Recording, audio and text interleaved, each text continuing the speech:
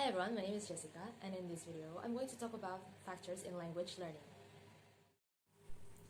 Krashen described the monitor model in which the acquisition learning hypothesis takes place. He said that individuals have two independent means of developing knowledge of a second language, which are the first one, acquisition. It is a subconscious and intuitive process of constructing the system of language. And the second one is learning, which is the process in which learners attempt to form, figure out rules, and are generally aware of their own process. There are three views that dominate the language learning and teaching, where the main focus is on the teacher, and product. And the views are the first one, structural view. It treats language as a system of structurally related elements to code meaning. The second one is functional view, sees language as a vehicle to express or accomplish a certain function, such as requiring something. And the last one is interactive view, that treats language a vehicle for the creation and maintenance of social relations, focusing on patterns of move, act, negotiation, and interaction found in conversational exchanges. According to Gass and Slinker, there are dimensions which affect language learning or acquisition process positively or negatively as affect, which are language shock and culture shock, anxiety, affective filter. And the second one is social distance, and age difference, and aptitude, motivation, personality, learning style, and learning strategies. I'll explain it one by one. The first one is the dimension of affect, which is an important issue under the heading of psycholinguistics, consists of three aspects as follows: language shock and culture shock, anxiety, and the last one is affective filter. Language shock refers to the realization that a learner must seem comical to speakers of the target language, while culture shock, which was firstly proposed by Albert in the early 1960s, is the personal disorientation a person may feel when experiencing an unfamiliar way of life or exposure to a new culture. The second one is foreign language anxiety. It is the feeling of uneasiness, worry, nervousness, and apprehension experienced by non-native speakers when learning or using a second or foreign language. Anxiety is not always a negative factor in learning. The last one, the affective filter, is a theoretical construct that attempts to explain the emotional variables associated with the success or failure of acquiring or learning a second language. The affective filter is an invisible psychological filter that can either facilitate or hinder language production in a second language. When the affective filter is high, individuals may experience stress, anxiety, and lack of self-confidence that may inhibit success in acquiring a second language. On the other hand, a low affective filter facilitates risk-taking behavior in regards to practicing and learning a second language. Krashen has claimed that the best acquisition or learning will occur in the environments where anxiety is low and defensiveness is absent. The second dimension is social aspect of using a second language cannot be ignored, since second language learning involves the acquisition of a second identity. In this process, social distance may occur. Social distance is the cognitive and affective proximity of two cultures that come in contact within an individual. Distance is used metaphorically to denote the similarity between two cultures. Some learners may feel distance against the target culture in the process of second language learning. The third dimension is the notion of age differences, which is another dimension discussed under the headline of psycholinguistics. It is possible to get different views and studies about the influence of age on the language learning or acquisition process. As a general view, children acquire their first language easily and well, while individuals who learn a second language in an educational setting can have difficulty in the process. One of the most sensational views put forward on this issue is the critical period hypothesis, which claimed that there is an ideal time to acquire language, and after that period, further language acquisition becomes much more difficult. The theory has been extended to a critical period for second language learning, and it is commonly believed that there is continuous decline in ability to learn with age. We move to the next dimension discussed in the field of psycholinguistics, which is aptitude.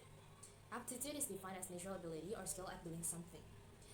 In the context of language learning, language aptitude refers to the potential that a person has for learning languages.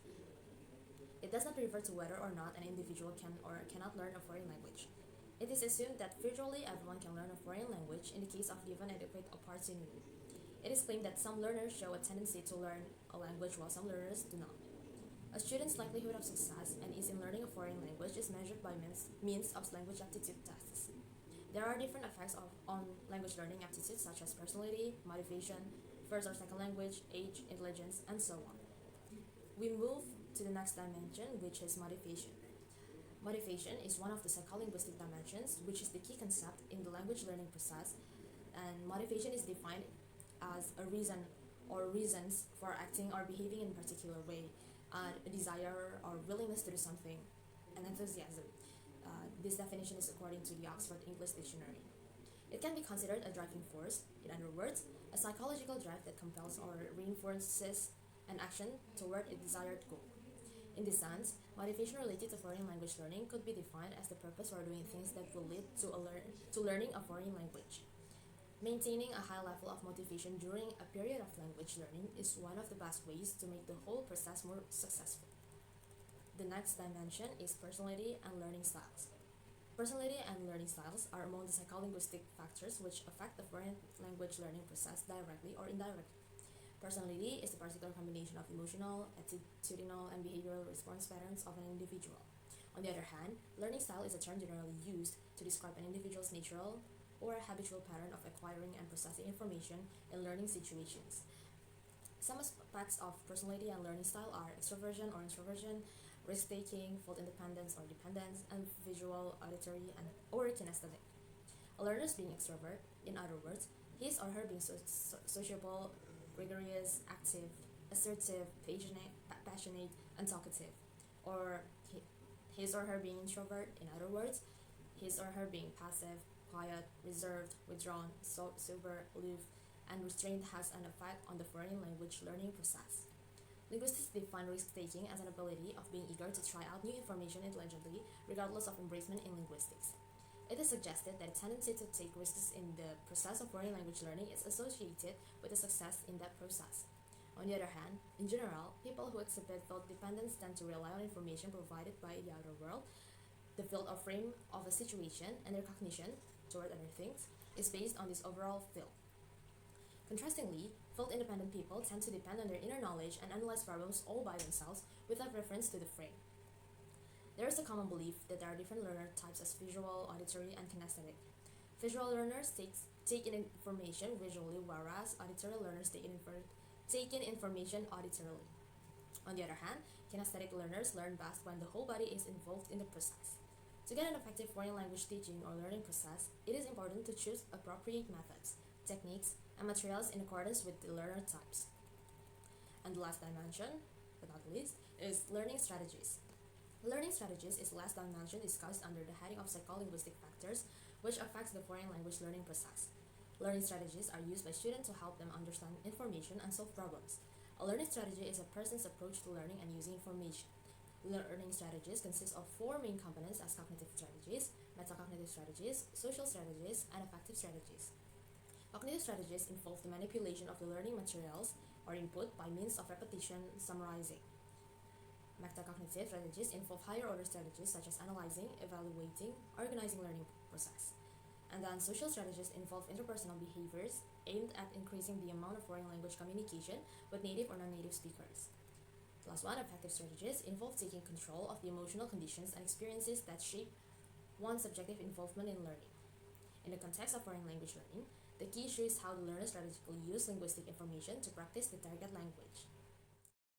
To sum up, the dimensions that are the factors in language learning are affect, social aspects, age differences, aptitude, motivation, personality and learning styles, and learning strategies. Thank you for watching this video up to the end. Bye-bye.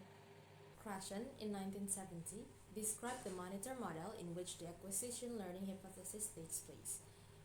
He said that layar yang mati